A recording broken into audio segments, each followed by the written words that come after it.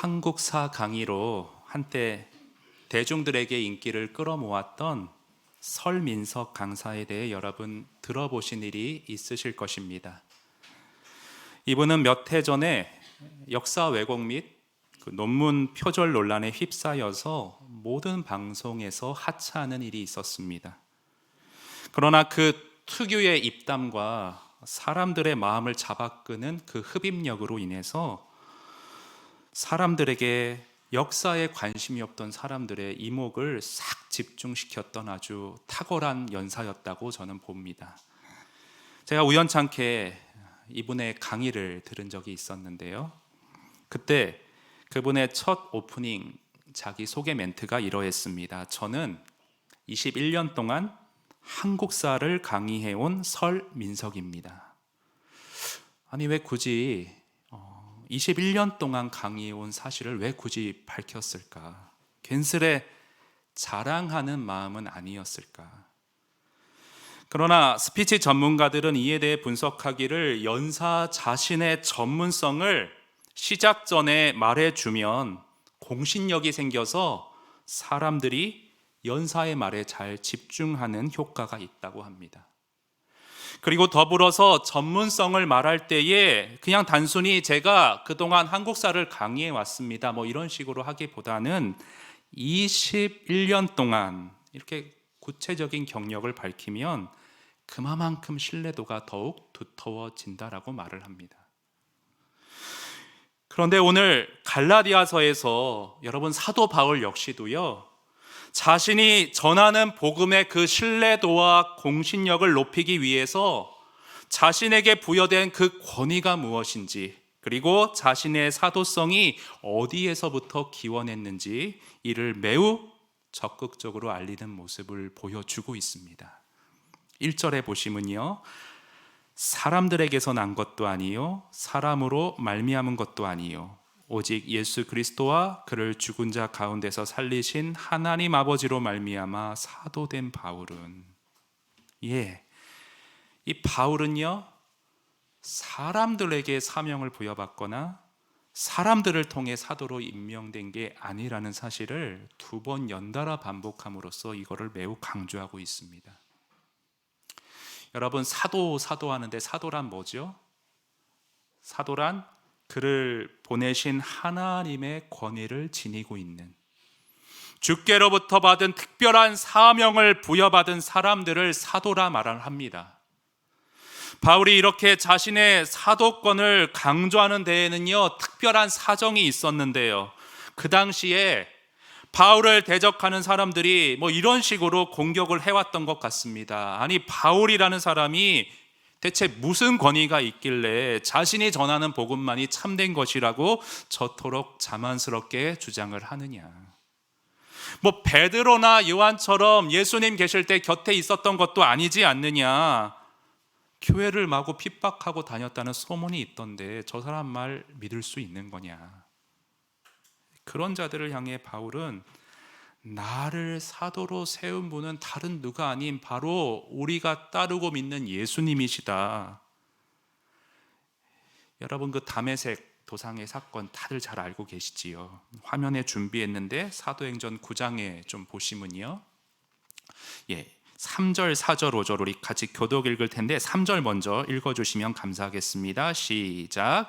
사울이 길을 가다가 다메섹에 가까이 이르더니 호련히 하늘로부터 빛이 그를 둘러 비치는지라 땅에 엎드러져 들음에 소리가 있어 이르시되 사울아 사울아 내가 어찌하여 나를 박해하느냐 하시거늘 대답하되 주여 누구시나이까 이르시되 나는 네가 박해하는 예수라. 15절도 보겠습니다. 이 사람은 내 이름을 이방인과 임금들과 이스라엘 자손들에게 전하기 위하여 택한 나의 그릇이라.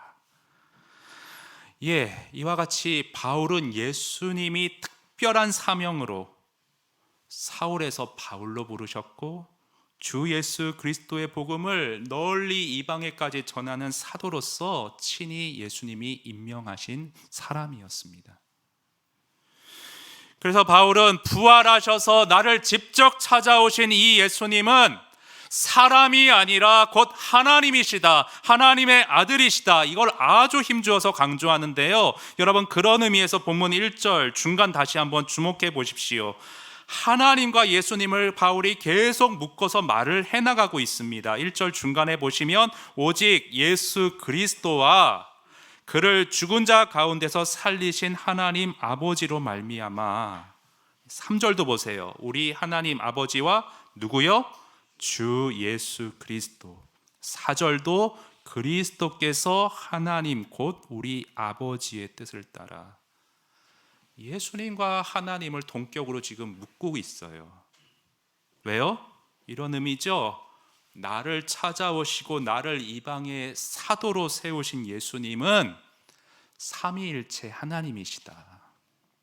그러므로 내가 전하는 그리스도의 복음, 하나님의 복음은 신적인 권위를 가진 하나님의 참된 진리요, 이 세상에서 유일한 구원의 참된 복음이다. 이거를 말하는 겁니다. 여러분 아시는 분은 알겠지만 바울이 쓴 성경을 쭉 읽어보면 보통 처음 시작할 때는 굉장히 긍정적이고 부드러운 어조로 처음 시작을 열곤 합니다. 예를 들어 빌립보 교회에 편지할 때는 내가 너희를 생각할 때마다 나의 하나님께 감사하노라. 얼마나 좋아요? 로마에 있는 교회들에게는 내가 먼저 감사함은 너희 믿음이 온 세상에 전파됨이니라. 심지어 골머리를 썩게 만들었던 문제 많은 교회 고린도 교회에 편지할 때에도 주께서 너희를 우리 주 예수 그리스도의 날에 책망할 것이 없는 자로 끝까지 경고하게 하실 것을 내가 믿노라. 아주 긍정적으로 부드럽게 격려의 말을 시작으로 열었었습니다. 그런데 유독 갈라디아서에서만 인사말은 아주 짧게 마치고요, 곧바로 본론으로 들어가고 막 저주라는 말도 2번 연달아서 하는 모습을 보이고 있습니다. 왜냐하면 그만큼 갈라디아 교회 교인들의 상황이 영적으로 매우 심각한 응급 상황이었기 때문에 그랬습니다. 복음을 왜곡시키는 암덩어리 같은 그 바이러스가 삽시간에 교회 안에 막 퍼져나가기 전에 빨리 수술실로 데리고 가서 절개하고 봉합하는 일이 시급했던 것입니다. 여러분 6절을 보세요. 그리스도의 은혜로 너희를 부르신 이를 이같이 속히 떠나 다른 복음을 따르는 것을 내가 이상하게 여기노라. 여기 중간에 속히 떠났다. 원어로 보면 이 속히 떠났다는 시제가 현재 시제로 되어 있습니다. 성도들이 미혹돼서 참된 복음에서 이탈하여 결이 다른 엉뚱한 신앙으로 빠지는 그런 일이 마치 암세포가 몸에 퍼져나가듯 전이 되듯 지금 현재 계속해서 빠르게 진행되고 있었던 상황이었던 겁니다. 그래서 아주 신속하게 잘라내야 했던 거죠. 그런데 바울은요, 이 신속하게 잘라내야 할 위협적인 암덩어리 이 바이러스를 뭐라 지칭하느냐? 다른 복음이다. 엉뚱한 복음, 다른 복음이다. 그렇게 지칭을 하고 있는데 6절 이하 9절에서 계속 이걸 반복하면서 우리의 경각심을 불러일으킵니다. 한번 확인해 볼까요? 6절 이하 9절 교독을 읽을 텐데 제가 먼저 읽습니다. 그리스도의 은혜로 너희를 부르신 이를 이같이 속히 떠나 다른 복음을 따르는 것을 내가 이상하게 여기노라. 7절 시작. 다른 복음은 없나니 그리스도의 복음을 그러나 우리나 혹은 하늘로부터 온 천사라도 우리가 너희에게 전한 복음 외에 다른 복음을 전하면 저주를 받을지어다. 우리가 전에 말하였거니와 내가 지금 다시 말하노니 만일 누구든지 너희가 받은 것 외에 다른 복음을 전하면 저주를 받을지어다. 계속 다른 복음 엄청 강조하고 있죠. 그러면 이 다른 복음은 대체 뭘 뜻하느냐? 여러분이 배경을 좀 아셔야 되는데 당시에 그 당시 갈라디아 교회에는 유대인 그리스도인들이 있었습니다. 근데 일부 사람들은 아주 좀 극단적인 분파의 유대인 그리스도인들이 있었어요. 그래서 뭐냐면 이 사람들은 예수님을 믿어요. 그런데 예수님을 믿는 것만으로는 부족하다. 참된 구원으로 이르기 위해서는 할례 및 우리 유대인들이 만든 의식, 인위적인 규율들을 다 지켜 살아야 한다. 성도들을 헷갈리게 만들었어요. 그리스도인은요, 은혜로 구원받고 구원받은 이후에도 계속 은혜로 살아가야만 하는 존재들인데 기독교의 핵심을 아주 흐리고 있었던 것이지요. 그리고 연약한 성도들이 이 말에 현혹되어서 삽시간에 이게 교회 전체로 퍼져나가고 있었기에 바울은 다급한 어조로 차분히 인사할 겨를도 없이 곧장 은혜로 말미암은 복음을 힘있게 외쳤던 것입니다. 우리 4절 5절 말씀이 그것인데요, 다 같이 한번 읽어봅니다. 시작. 그리스도께서 하나님 곧 우리 아버지의 뜻을 따라 이 악한 세대에서 우리를 건지시려고 우리 죄를 대속하기 위하여 자기 몸을 주셨으니 영광이 그에게 세세토록 있을지어다. 아멘. 여러분, 거기 중간에 4절 중간에 악한 세대에서, 악한 세대, 이 악한 세대란 저와 여러분이 몸담고 살아가는 이 세상을 말하죠. 이 악한 세상. 왜 자꾸 성경은 세상이 이렇게 악하다고 부정적으로만 말을 하느냐. 본래 이 세상은 하나님이 창조하시고 하나님의 거룩한 뜻과 통치 아래서 평안하고 모두가 행복하게 질서 있게 지내도록 주님이 창조하신 곳이었습니다.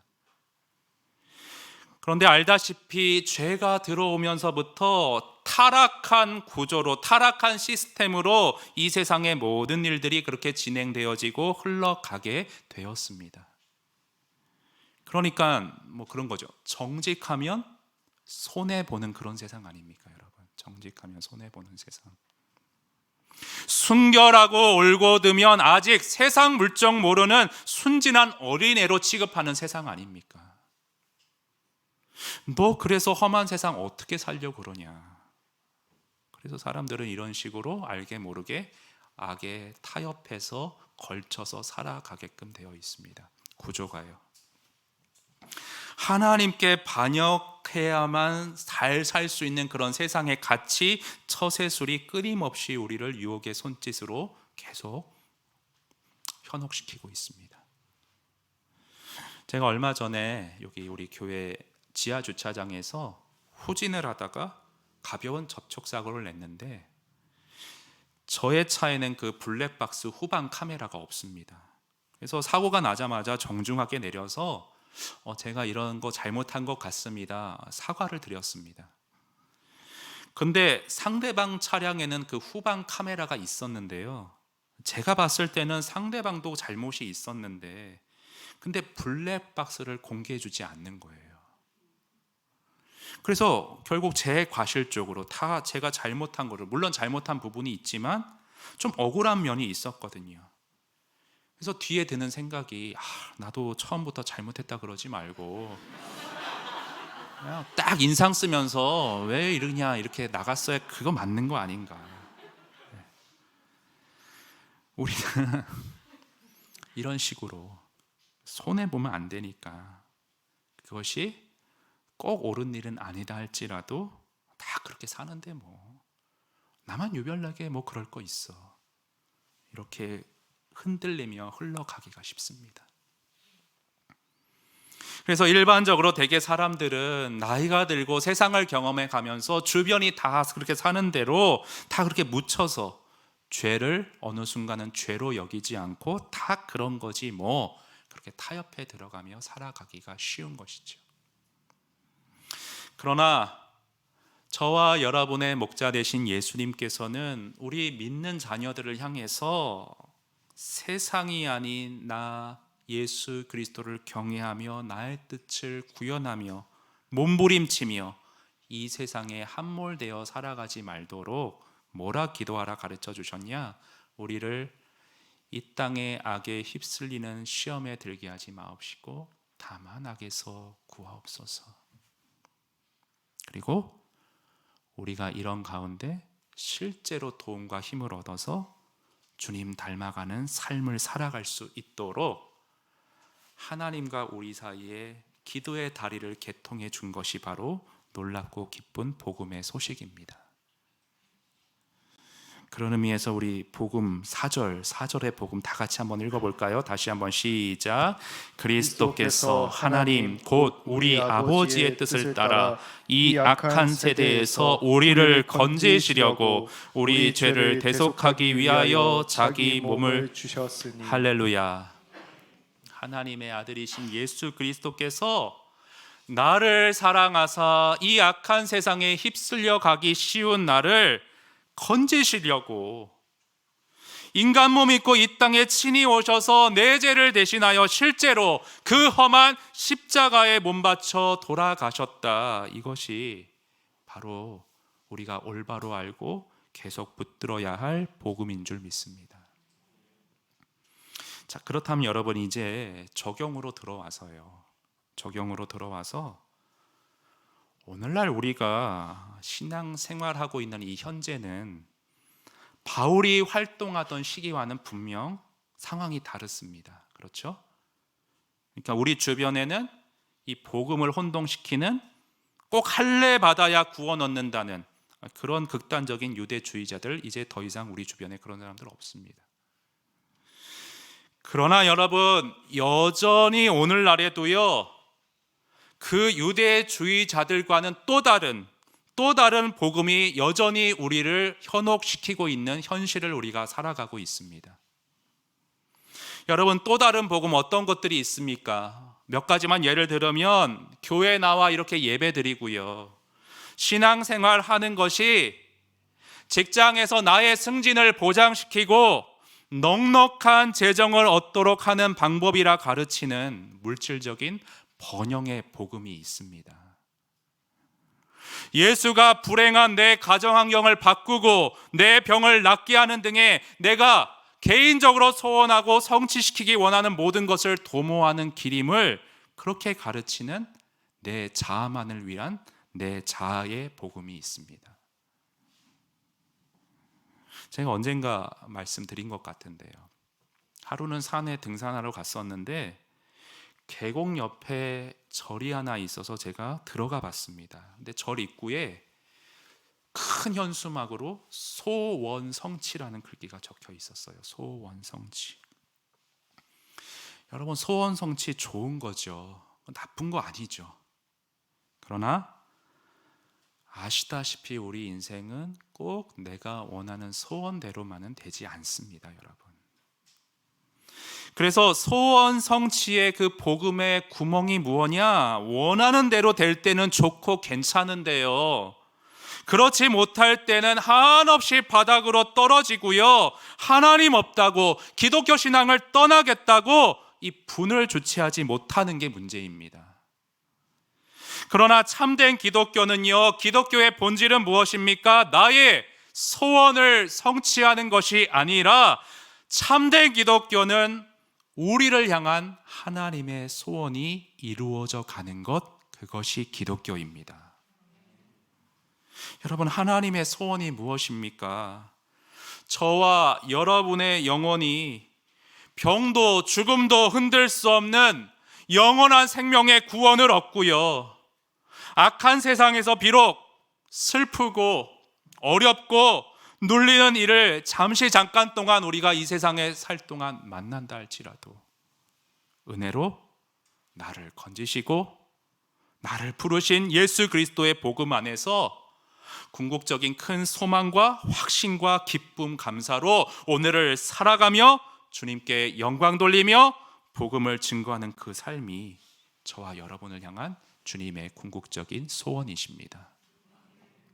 그래서 어떤 면에서 보자면 기독교의 복음은 사람의 원초적인 욕망에 그리 충족되지 못하는, 사람들에게 그리 끌리지 않는, 그렇게 반기거나 좋아하지 않는 그런 것일 수가 있습니다.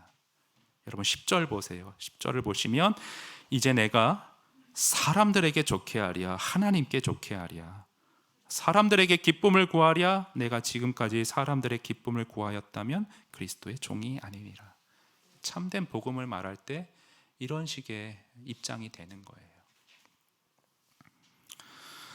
저희 순자님 가운데 한 분이 화요일 날 오전에 전화가 오셨어요. 계양구의 세종병원에 믿지 않으시는 외삼촌이 지금 임종을 앞두고 계신데 목사님 좀 와서 복음을 전해줄 수 있냐고. 바로 가겠다고. 근데 병원에서 코로나가 많이 풀린 것 같은데 외부인이 들어오는 걸 굉장히 경계하더라고요. 그래서 제가 못 만났어요. 다행히 그 교회 원문 목사님이 계셔서 복음을 저 대신 전해주셨는데, 복음을 전하러 가야겠다 그 순간에 제 마음에 든 생각이 뭐냐면, 성령님 좀 모든 상황을 잘 부드럽게 좀 열어달라고. 왜냐하면 여러분 생각해 보세요. 임종을 앞두고 몸이 아프고 기력이 빠진 상황인데 당신 죄인입니다, 회개하십시오, 달가운 말 아니죠. 불쾌하게 다가갈 수 있잖아요. 그런데 저는 그 미련한 복음을 전했을 때 참 암울했던 얼굴이 아기와 같이 환해지는 임종의 순간을 많이 봤거든요. 이분도 복음을 받아들이셨어요. 그리고 제가 금요일 날, 요즘 이제 순자님이 부모님이 편찮으셔서 지방 가신 분이 있어서 대신 그 다락방을 이끄는데, 다락방을 막 이끌고 서로 막 이렇게 교제하는 아이스 브레이크 시간인데 전화가 오신 거예요. 이건 받아야겠다 해서 나갔어요. 근데 그분이 임종을 앞두고 스피커폰으로 저한테 기도해 달라고. 그래서 제가 기도해 드렸고, 어제 오전에 정말 주님을 찬양하면서 눈을 감으셨다는 그런 전화를 받았습니다. 기도할 때 아멘 하는데 쥐어 짜내는 아멘이 아니라 기쁨과 감사가 섞인 목소리의 아멘이었어요. 그러면 여러분, 이제 어떤 분들은 복음이라는 거는 이렇게 아직 신앙이 없는 분들에게 들려져야 하는 것이지, 나는 이미 다 구원받았지. 아니에요, 여러분. 이 악한 세상에서 변질된 여러 종류의 복음에 현혹되기 쉬운 우리도 오늘 동일하게 계속해서 복음을 또다시 듣고 들어야 할 필요성이 있는 존재가 바로 우리들입니다. 여러분 생각해 보세요. 바울과 같은 위대한 사도에게서 직접 복음을 듣고 배운 그 갈라디아 교인들조차도 오늘 본문에서 우리가 확인했듯이 너무나도 쉽게 복음에서 속히 떠나 이탈하는 일을 겪었다라고 한다면, 오늘날 우리는 또 어떻겠습니까, 여러분? 세상 속에 살아가면서 세상적 가치에 물든 변질된 복음을 나도 모르는 사이에 받아들이고 수용하고, 그래서 아무 생명력 없는 세상에 눌린 채로 살아가기가 쉽지 않겠습니까? 우리에게는 그래서 복음을 계속해서 또다시 들어야 할, 상기해야 할 필요성이 있습니다. 오카는 목사님은 처음 대학부를 어느 교회에서 부사역자로 맡게 되셨을 때 대학부의 학생이 딱 한 명이셨대요. 그런데 그 당시도요, 저도 그 말 듣고 놀랐는데, 요즘과 같이 젊은이들이 교회를 다 이렇게 빠져나가는 그런 추세였다고 합니다. 교회에 별로 이렇게 발을 못 붙이고 대신에 대학교의 그 선교단체 CCC 내비게이터에 대학생들이, 청년들이 막 몰려드는 그런 분위기가 있었어요. 그래서 목사님이 왜 대체 그런 건가 이렇게 관찰을 해봤더니만, 기성교회에는 없는 대학 선교단체에만 있는 세 가지를 목사님이 발견하게 되셨다고 합니다. 그 세 가지가 뭐냐? 복음, 양육, 비전이었어요. 시간 관계상 제가 복음에 대해서만 좀 나눠드리면, 여러분 기존 교회, 기성교회라고 해서 십자가를 부인하는 것도 아니고 구원의 복음의 은혜를 모르는 것도 아닌데, 그런데 왜 복음이 없다고 그렇게 함부로 말을 하는가? 그런 거죠. 설교하는 사람도 그렇고 듣는 성도님들도 그렇고 이 십자가에 대한, 구원에 대한 감격이 식어버리고 없는 것처럼 보였기 때문이었습니다. 설교를 듣기는 듣는데 아무 감동도 생명도 없는 형식으로 듣고 앉아있는 모습이 마치 죽은 모습 같아 보였다는 겁니다. 그런데 대학생 선교단체에 가보면 대학생들이 십자가의 은혜에 감격해서 눈물을 흘리고요, 구원받은 은혜 때문에 황홀해가지고 자신의 인생을 주님 앞에 헌신하며 아름다운 열매를 맺어가겠다 다짐하는 걸 보면서 여기에는 복음이 살아있고 불행히도 기존 교회에는 복음이 사라지고 없구나, 이것을 느꼈던 것입니다. 그래서 홍 목사님은 소리 높여 강조하셨어요. 오늘날 교회에는 복음이 다시 제대로 들려져야 한다. 홍 목사님만 이 주장을 한 게 아니고요, 감사하게도 제가 사역했던 교회 모든 목사님들이 하나같이 이 말씀을 하셨어요. 이동원 목사님 부임해서 갔는데 직접 새가족 성경 공부를 전도사님들을 같이 시키시더라고요. 전도사님 한 분의 질문에 복음이 뭐죠 전도사님? 대답을 너무 갑자기 시키니까 못하잖아요. 복음도 모르고 어떻게 사역을 하려고 하냐고 복음에 대해서 쭉 말씀해 주셨어요. 그때 제가 또 대전에서 사역을 했었는데 그 교회 원로 목사님이신, 아는 분은 아실 텐데 김동면 목사님, 안희숙 사모님 아시죠? 죽으면 죽으리라. 그 남편 목사님이신데 용서받은 탕자라는 책에서 이런 말씀을 하셨어요. 한번 들어보세요. 나 자신의 신앙생활을 돌아볼 때 오늘날 교회의 가장 큰 문제는 거듭남의 진리가 희미해진 것이라고 봅니다. 많은 교인들이 거듭난 자의 증거가 무엇인지, 복음으로 회심한 자의 특성이 무엇인지 분명하게 모르고 있습니다. 신앙생활의 기본인 이 부분이 불분명하니까 교회는 세속적일 수밖에 없고 주님을 분명하게 증거하지도 못합니다. 그리고 부산에 있는 그 영안교회, 제가 분당 우리 교회 오기 전에 그 교회에서 사역을 했었는데 목사님이 그 영안교회에서 오랜 기간 목회를 하시면서 자신의 목회를 회고해 보며 이런 말을 남기셨습니다. 책에서 이렇게 말을 하는데요. 저는 복음을 강조하는 목사입니다. 그러나 그렇게 복음을 강조하는 목회를 해왔음에도 불구하고 여전히 복음의 진수를 깨닫지 못하는 성도들이 있습니다. 어떤 성도는 아예 복음의 핵심도 모른 채 교회를 다니고 있고, 어떤 성도는 복음을 알되 어설프게 알거나 잘못 알고 있으며, 어떤 성도는 복음을 알지만 그 깊이가 매우 얕습니다. 이런 상황을 직시하고 사실로 받아들이는 것이 저에게는 일종의 아픔이었습니다. 그러나 이것이 어찌 제 목회만의 문제요, 저의 교회만의 문제이겠습니까? 사랑하는 여러분, 오늘 나를 한번 돌아보시기 바랍니다. 오늘 나에게는 복음이 다시 들려질 필요성이 없습니까? 이 질문에 대해 오카는 목사님께서 한 영상, 그 설교에서 저의 마음을 울리시며 대답하신 그 어떤 영상이 있어서 제가 그 영상을 한번 편집을 해봤습니다. 본래 38분짜리 설교인데 유튜브에 20분짜리로 편집이 되어 있었는데 그걸 제가 또 7분으로 다시 엑기스를 뽑아서 여러분과 함께 오늘 좀 마지막으로 보고자 합니다. 여러분, 십자가의 도리를 얼마만큼 알고 계시나요? 십자가에 대해서 얼마나 깊이 깨닫고 그 은혜에 젖어 보시고 또 그 은혜 속에서 살고 계시나요? 여러분 자신이 한번 자문을 해 보시기를 바랍니다.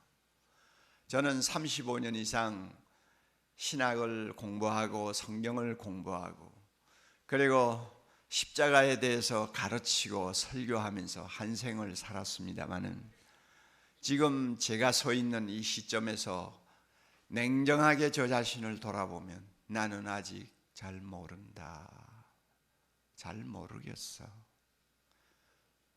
어떻게 그런 일이 가능한지 잘 모르겠어 하는 생각이 점점 더 생깁니다. 어떻게 하나님의 아들이 나를 사랑하셔서 나를 위하여 자기 몸을 버리실 수가 있는지, 도대체 그게 어떻게 가능한지 설명은 할 수 있을지 모르지만, 신학적으로 풀어서 해석은 할 수 있을지 모르지만, 저의 좁은 마음으로, 저의 좁은 지성으로, 얄팍한 깨달음으로는 도무지 알 수가 없어요. 이것이 저의 솔직한 심정입니다. 세상살이가 얼마나 어렵습니까? 하루하루 사는 것이 마치 전쟁을 치르는 것과 같지 않습니까? 살기 좋다는 강남 쪽에 사는 분도 다 예외가 아닙니다. 세상적으로 좀 성공한 것 같이 보이는 분도 예외가 아닙니다. 세상살이는 전쟁입니다. 높아지면 높아질수록, 성공하면 성공할수록 더 쫓고 쫓기는 경쟁이 주는 피곤은 하루도 벗어놓을 수가 없습니다. 그리고 또 세상적으로 좀 잘 살고 나름대로 안정된 삶을 살았다는 분들에게 치명적인 약점이 하나 있어요. 가질 만큼 가졌어요. 즐길 만큼 즐겨보았어요. 기뻐할 만큼 해봤어요. 그런데요, 너무나 허무한 거예요. 그 허무가 주는 것은 사람을 미치게 만듭니다. 아주 그냥. 여행 한두 번 다니는 게 좋죠. 1년에 한 100번씩 다녀보세요. 5년만 다녀보세요. 볼 것도 없고 신기한 것도 없고 보고 싶은 것도 없어요. 아무것도 없어요. 눈은 보아도 족함이 없고 귀는 들어도 만족이 없고 먹는 것은 먹어도 끝이 없어요. 그래서 세상에 잘 사는 사람, 성공했다는 사람도 세상 살기가 힘들고 고달프다는 것은 똑같은 거예요. 또 그런 수준에 이르지 못한 서민층들 얼마나 사는 게 어려워요. 최근에 보니까 참 남편 월급이 신통치 않으니까 부인들이 그 소매 걷고 뛰어나와서 1시간에 3,800원 받아가면서 하루 종일 일하는 거예요. 하루 종일 10시간 일해봐야 38,000원 받기도 돼요. 한 달 죽으라고 일해야 100만 원도 안 되잖아요.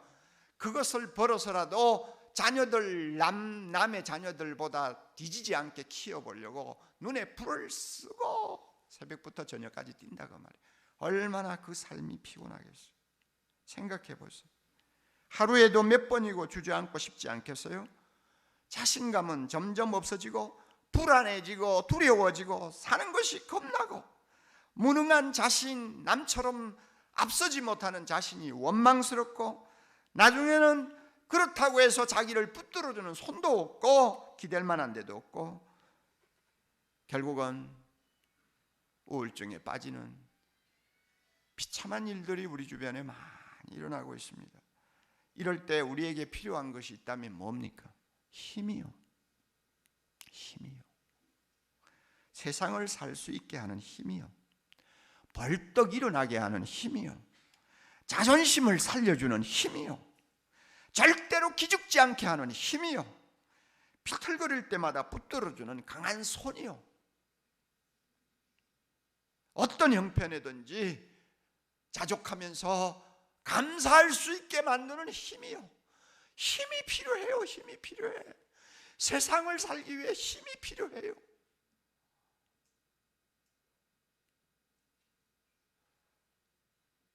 내 안에 없는 힘이 필요해요. 밖으로부터 오는 힘이 필요해요.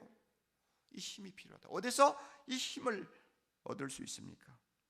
십자가를 향해서 가까이 나아가 나를 사랑하사 나를 위하여 자기 몸을 버리신 하나님의 아들을 붙들고 그분의 그 놀라운 사랑을 내 마음에 다시 한번 체험할 때 힘이 생깁니다. 주님이 뭐라고 하시는지 알아요?